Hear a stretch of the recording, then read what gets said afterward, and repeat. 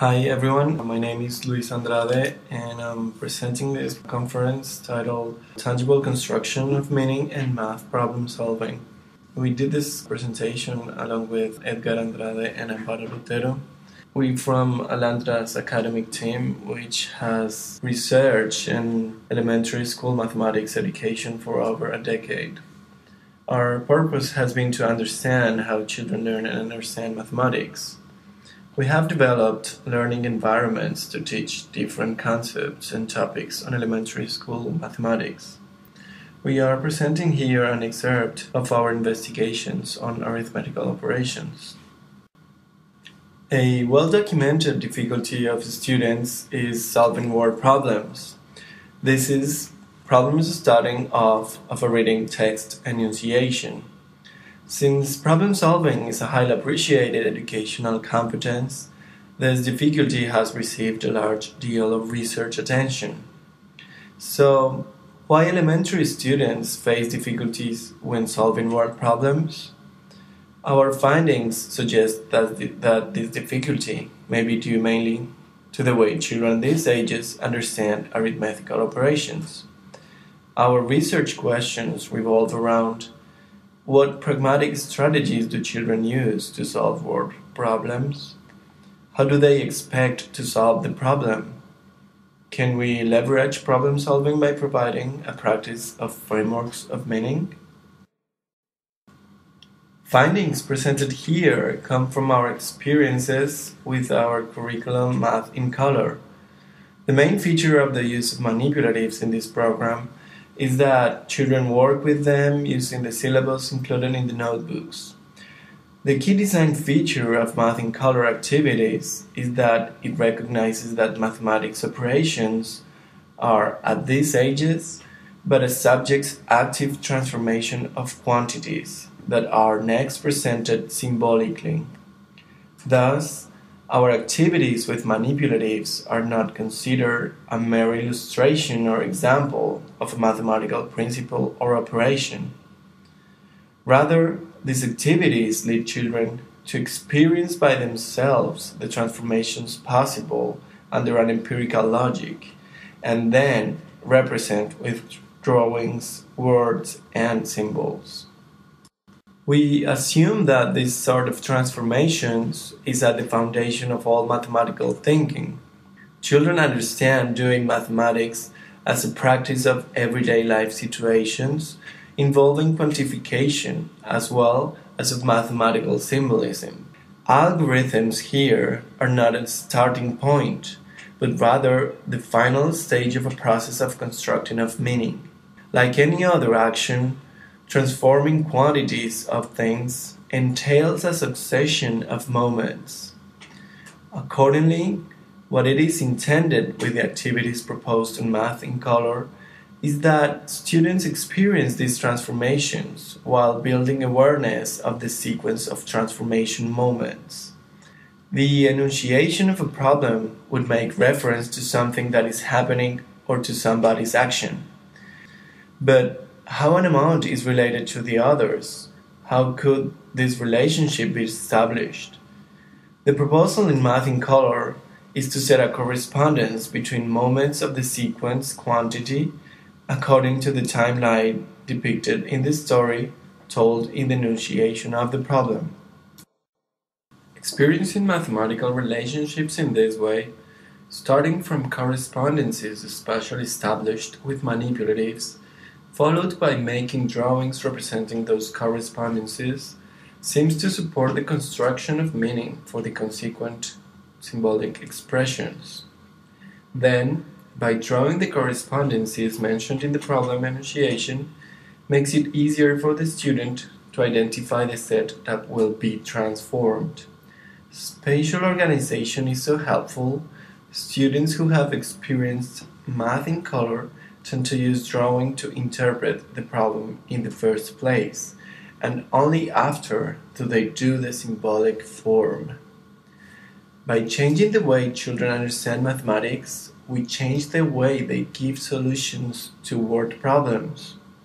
In the data we present next, we will show what the consequences of promoting this change are. Recently, 1,050 students of grades 1st to 3rd and 28 teachers in 3 low-income public schools in the city of Medellin, Colombia, took part of a study financed by the Secretary of Education of that city. This pilot study lasted from March to November 2011. At the end of the experience, a random sample of about 40% of students was asked to answer a post-test of simple and complex arithmetic word problems, which also included a questionnaire to assess reading comprehension of problem enunciations. We contrasted these results with those of a similar sample of other students attending public schools who had not experienced math in color.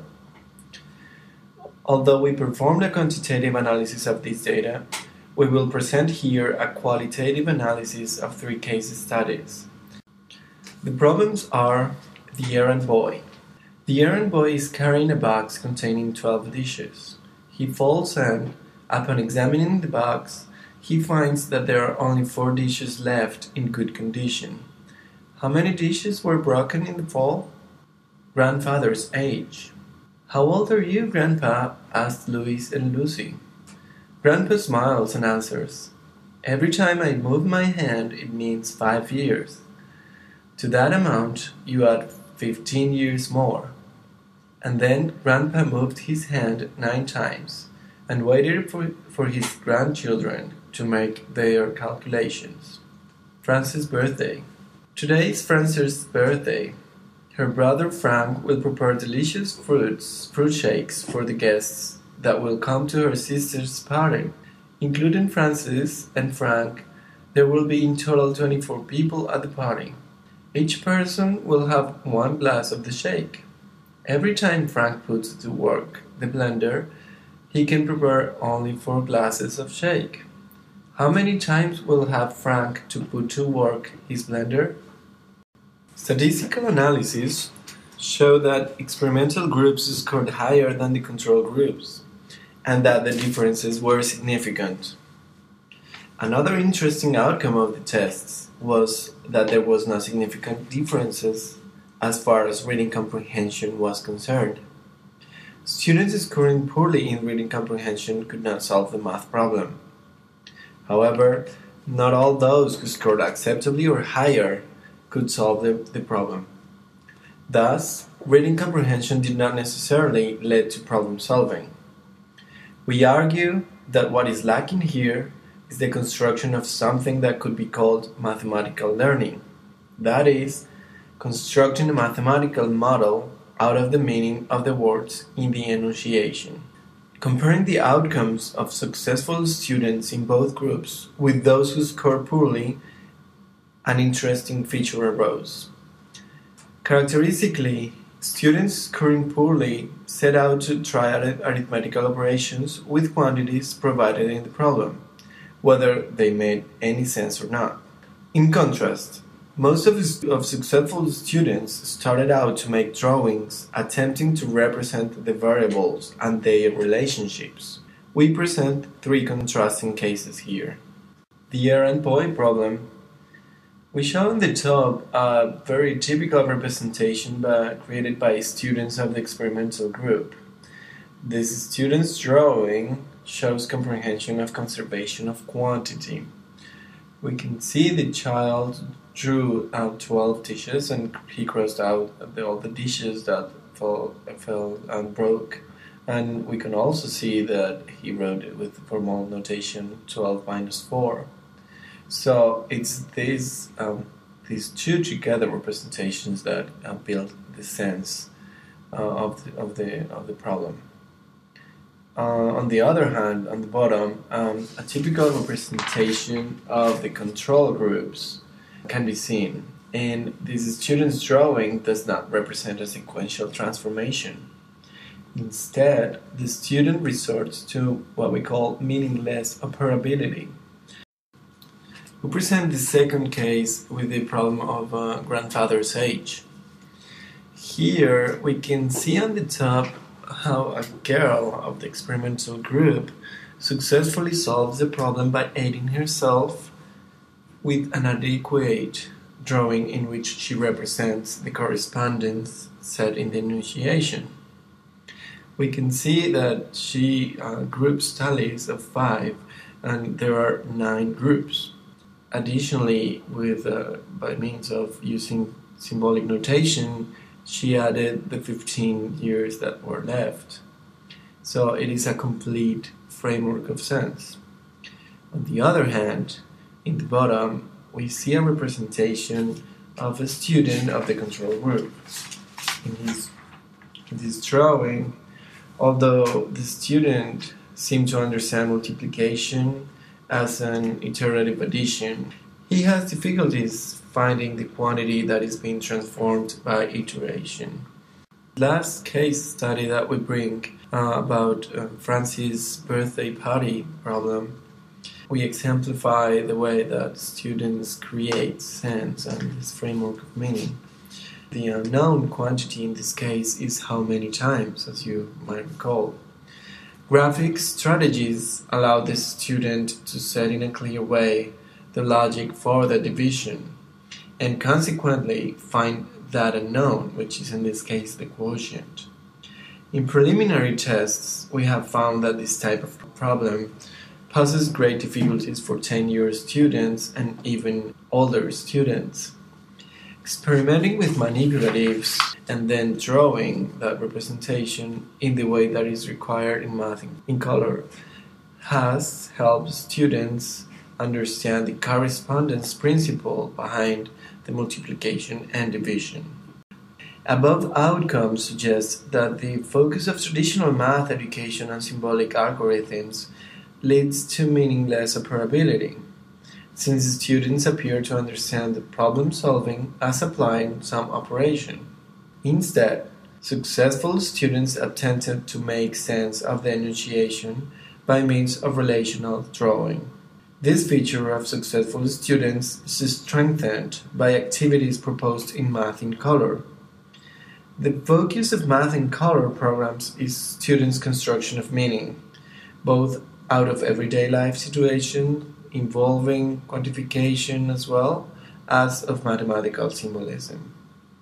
Algorithms here are not a starting point, but rather the final stage of a process of constructing of meaning. Outcomes seems to support the idea that the ability for solving word problems is a matter of construction of meaning. In the perspective of Alantra's academic team, there is a process of several frameworks of meaning involved. However, we did not just change how children solve problems. We also changed what children conceive of a mathematical problem is, or what it should be solved. By changing the way children understand mathematics, we change the way they give solutions to word problems. Finally, this experience suggests that there is a need for more work and research on these prescribed programs, not only in mathematics but also in all curriculum subjects, particularly those involving systematic and highly formalized knowledge. In fact, the whole idea of construction of meaning is about children being able to understand the cultural heritage they are receiving at school of that formal knowledge mankind has built over the centuries. But for children, that kind of formalization is an arrival point, not a starting one, as it was for those men and women who built our scientific and technological culture. This is a challenge for educational researchers and activity designers as well. Thank you very much for your attention, and don't hesitate to contact us for further questions. Thank you.